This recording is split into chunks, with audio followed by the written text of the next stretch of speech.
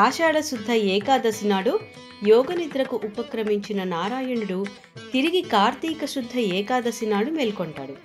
అలా మేల్కొన్న శ్రీ మహావిష్ణువుని దర్శించుకోవటానికి పుష్యమాసంలో వచ్చే శుక్లపక్ష ఏకాదశి నాడు ముక్కోటి దేవతలు వైకుంఠానికి చేరుకున్నారు. అలా తనని దర్శించుకోవటానికి వచ్చిన ముక్కోటి దేవతలతో కలిసి గరుడ వాహనంపై భూలోకానికి దిగి వచ్చి భక్తులకు దర్శనమిచ్చే రోజు ధనుర్మాసంలో వచ్చే ఏకాదశి. మహావిష్ణువు 3 కోట్ల దేవతలతో భూలోకానికి ఉత్తర ద్వారం ద్వారా బయటకు వచ్చి భక్తులకు దర్శనమిచ్చాడు.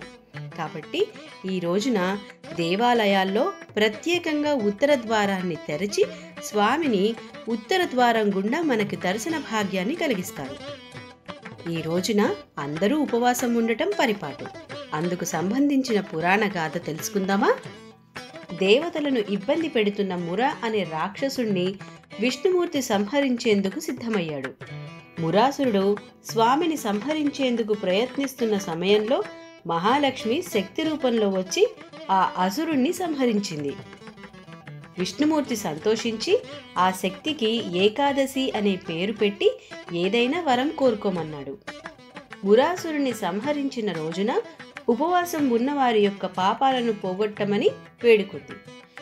స్వామి తథాస్తు అనడంతో ఒక్క వైకుంఠ ఏకాదశి నాడు ఉపవాసం ఉండి స్వామిని ధ్యానించటం వల్ల మిగిలిన 23 ఏకాదశుల్లో ఉపవాసం ఉన్న ఫలితం లభిస్తుందని విష్ణు పురాణం చెబుతోంది. అదండి వైకుంఠ ఏకాదశి పర్వదినం యొక్క వెనక దాగి ఉన్న పురాణ గాథ.